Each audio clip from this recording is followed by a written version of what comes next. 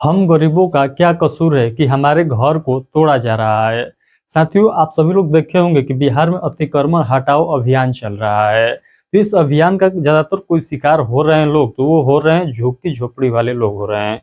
यानी बहुत गरीब लोग जो है इसका अधिकांश शिकार हो रहे हैं, क्योंकि झुग्गी झोपड़ी वाले जो लोग हैं ये रोड साइड देखकर ही अपना घर बनाए हुए हैं, जिसके वजह से जो है यानी अतिक्रमण हटाओ वजह से इनका घर टूट रहा है।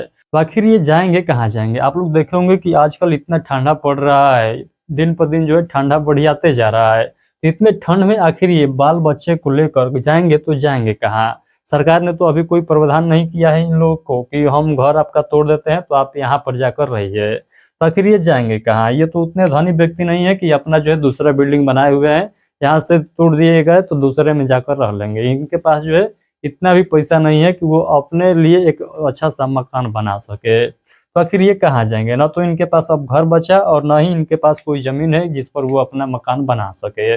तो सरकार को जो है इस पर संज्ञान लेना चाहिए। आप लोग को जानकारी नहीं है तो मैं आप लोग को बतलाऊंगा, सरकार ने संज्ञान लिया है। सरकार इन लोगों के लिए जो है बहुत बड़े बड़े योजनाएं लेकर आती है। आप सभी लोग को जानकारी होगा कि कुछ दिन पहले बिहार में सर्वे स्टार्ट हुआ था। उस सर्वे में आप लोगों को ज्ञात होगा कि वो में बतलाया गया था कि जितने भी गरीब परिवार हैं जिनके पास एक कट्ठा भी जमीन नहीं, एक डिसमिल भी जमीन नहीं है, उनको जो है 3 डिसमिल जमीन प्रोवाइड किया जाएगा बिहार सरकार के तरफ से। और उस जमीन का डॉक्यूमेंट भी बनाकर दिया जाएगा, यानी जिनके नाम पर 3 डिसमिल जमीन दिया जाएगा उनके नाम पर रजिस्टर करके दिया जाएगा, ताकि उनको भविष्य में चलकर कभी कोई परेशानी ना हो सके।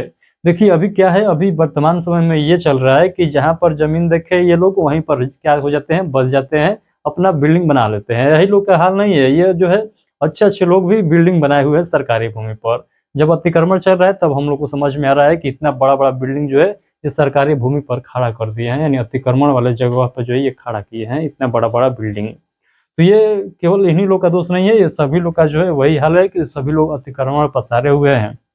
तो मैं बतला दूं कि इनके लिए जो है 3 डिसमिल का जो जमीन का प्रावधान किया गया है उसका डॉक्यूमेंट भी बना कर दिया जाएगा, ताकि ये जो भविष्य के जो हमारे भाई है, जो भविष्य इनका जो अंधेरा होने वाला है उसको उजाला करने के लिए सरकार जो है प्रयास कर रही है। क्या कर रही है?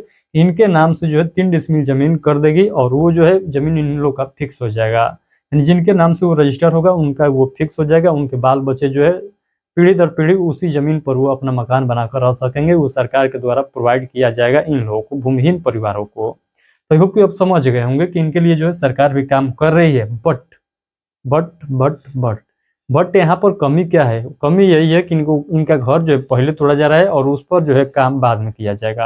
यानी 3 डिसमिल जमीन अभी इन लोगों को मिला नहीं है और उससे पहले इनका घर टूट गया। तो ये जो बीच का समय है इसमें ये लोग जाएंगे कहाँ? आखिर इतना ठंडा में ये लोग कहाँ जाएंगे?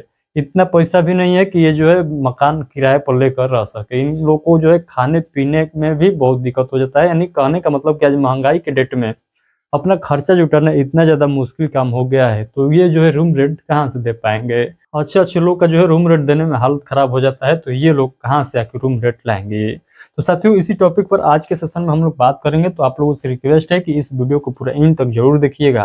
तो चलिए हम लोग आज की सेशन को स्टार्ट करते हैं। इस सेशन में हम लोग जो समझने वाले हैं वो समझेंगे कि आखिर जो ये गरीब परिवार के जो लोग हैं इनको किस प्रकार से जो है 3 डिसमिल जमीन प्रोवाइड किया जाएगा, क्या प्रोसेस रहने वाला है, क्योंकि घर बैठे तो जमीन हाथ लगने वाला है नहीं। तो उसके लिए क्या करना पड़ेगा, क्या नहीं करना पड़ेगा। और वर्तमान समय में जो घर टूट रहा है, मान लीजिए किसी का जो है प्राइवेट जमीन है और उस पर जो है गलती से या कोई मिस्टेक से क्या हो गया है कि उनका भी अतिक्रमण में जा रहा है, उसके लिए जो है वो क्या प्रावधान है, वो सभी पॉइंट को हम लोग समझेंगे। खासकर आज के सेशन में हम लोग जो झुग्गी झोपड़ी वाले लोग हैं उनके बारे में हम लोग समझने वाले हैं, क्योंकि सबसे ज्यादा कोई परेशान है तो यही लोग परेशान है। और हमारे वीडियो में ये बार बार आकर कमेंट कर रहे थे कि सर हमारे बारे में भी कुछ बतलाइए, हमारे बारे में भी आवाज उठाइए, आप जो है सोशल मीडिया पर जो है बात उठाइए, हमारे बात को रखिए, ताकि सरकार के कोई भी अधिकारी के पास आपका बात पहुंचे तो वो जो है हमारे बारे में समझे या हमको जो है समझाने का प्रयास करे, क्योंकि हमको उतना समझ में नहीं आ पा रहा है जितना सरकार चाहती है समझाना। क्योंकि हम लोग जो है नहीं सोशल मीडिया का यूज करते हैं और हम लोग को ज़्यादा जानकारी नहीं होता है, हम लोग को लोग भ्रमित कर देते हैं। तो आप जो है एक बार बतलाइए, क्लियर तरीके से बतलाइए। और तो आज की इस वीडियो में हम लोग क्लियर तरीके से पूरा समझने वाले हैं। तो यहाँ पर देखिएगा बताया गया है, बिना नोटिस घर नहीं तोड़ा जा सकता है, ये सभी लोग जानते हैं। सोशल मीडिया पर अफवाह क्या चलाया जा रहा है? तो सोशल मीडिया पर अफवाह चलाया जा रहा है कि यहाँ पर जो है नोटिस नहीं आया और डायरेक्ट जो है बुलडोजर आकर खड़ा हो गया, घर हटाने के लिए। ऐसा नहीं होता है, नोटिस जो है ज़रूरी है, नोटिस नहीं आएगा तो जो है आप लोग उसके लिए कहाँ जा सकते हैं, कोर्ट जा सकते हैं और उसका कार्रवाई जो है वहीं पर ठप हो जाएगा और जो अधिकारी आपके घर तोड़वा रहे थे तो वो उल्टा फँस सकते हैं। तो यहाँ पर देखिएगा बताया गया प्रशासन को पहले लिखित नोटिस देना अनिवार्य है। नोटिस में समय दिया जाता है, आमतौर पर 7 से 15 दिन का समय दिया जाता है, इससे कम नहीं दिया जाएगा। नोटिस के बिना तोड़-फोड़ गलत मानी जाती है। ये जो है सुप्रीम कोर्ट का आदेश है कि बिना जो है नोटिस का कोई जो है अतिक्रमण नहीं हटाया जा सकता है। यहाँ पर बताया गया है गरीब झुग्गी बस्ती के लिए अलग नियम क्या है। तो गरीब और जो झुग्गी बस्ती वाले लोग हैं उनके लिए नियम क्या है, कई सालों से रह रहे हैं, उसके पास रहने की कोई जो है जगह नहीं है, परिवार में बच्चे बुजुर्ग महिलाएं हैं, तो आखिर ये लोग जाएंगे तो जाएंगे कहाँ। आखिर इनके लिए क्या नियम सरकार के द्वारा लाया गया है, क्या नियम जो है यहाँ पर प्रोवाइड किया गया है, क्या इन लोगों को जानकारी नहीं है। तो आज की इस वीडियो में समझिएगा सभी लोग। यहाँ पर देखिएगा पुनर्वास का हम लोग बात कर लेते हैं, यानी जो घर तोड़ा जा रहा है उसके बदले में यदि कोई मकान जो है आवंटित किया जा रहा है कि नहीं किया जा रहा है, इसके बारे में हम लोग समझ लेते हैं। देखिए अभी जो है वर्तमान समय में कोई मकान यहाँ पर आवंटित नहीं किया जा रहा है, बट नियम है कि यहाँ पर आवंटित किया जाए। कुछ जिला में जो है आवंटित किया गया है, ऐसा मैं बिल्कुल नहीं कहता हूँ कि कहीं पर आवंटित नहीं किया गया है। कई कई जिला में 3 डिसमिल जमीन भी जो है प्रोवाइड किया गया है, बट हमारे यहाँ जो है अभी तक किसी को जो है नहीं मिला है, न मकान दिया गया है और न ही 3 डिसमिल जमीन मिला है। तो यहाँ पर जो है हम लोग बात कर सकते हैं कि ये जो है पहले काम करना चाहिए था, यानी मकान तोड़ने से पहले आप जानते हैं कि अतिक्रमण को हटाना है। अतिक्रमण से बहुत ज़्यादा नुकसान हो रहा है, खासकर ट्रैफिक जो है मामले में, तो उसको जो हटाना है तो आपको क्या करना पड़ेगा, जितने भी झुग्गी झोपड़ी वाले लोग थे जिनके पास कोई भी जो है रहने के लिए मकान नहीं था, उनको सबसे पहले आप लोग शिफ्ट करते, तब जो है इनका मकान तोड़ते तो कोई दिक्कत नहीं होता। इतना जो है इन लोगों का हालत खराब नहीं होता जितना वर्तमान समय में हो रहा है। सीधे बुलडोजर चलाना मानवीय और कानूनी जो है रूप से दोनों रूप से गलत है। तो ये बात भी आप लोग समझते हैं कि बुलडोजर जो है डायरेक्ट नहीं चलाना चाहिए, क्योंकि उससे उस जो घर तोड़े जा रहे हैं उससे बहुत लोग का जो है भावना जुड़ा हुआ रहता है। यहाँ पर देखिएगा हम लोग देख लेते हैं कोर्ट का आदेश जरूरी क्या है। कोर्ट का आदेश, तो अगर मामला विवादित है और व्यक्ति ने केस कर रखा है तो कोर्ट के आदेश के बिना कार्रवाई नहीं हो सकती है। यानी कहने का मतलब कि मान लीजिए आपका प्राइवेट जमीन है या किसी प्रकार का जो है आपका ही जमीन है और वो जो है किसका शिकार हो गया, तो अतिक्रमण का शिकार हो गया, यानी आपके जमीन में घुसाकर कोई अधिकारी जो है गलती से या जो है जानबूझकर आपका जमीन भी नाप दिया और चिन्ह लगा दिया कि यहाँ से अतिक्रमण है, और उस केस में जो है आपका बिल्डिंग जो है ढहाने के लिए यहाँ पर बुलडोजर भी आ चुका है।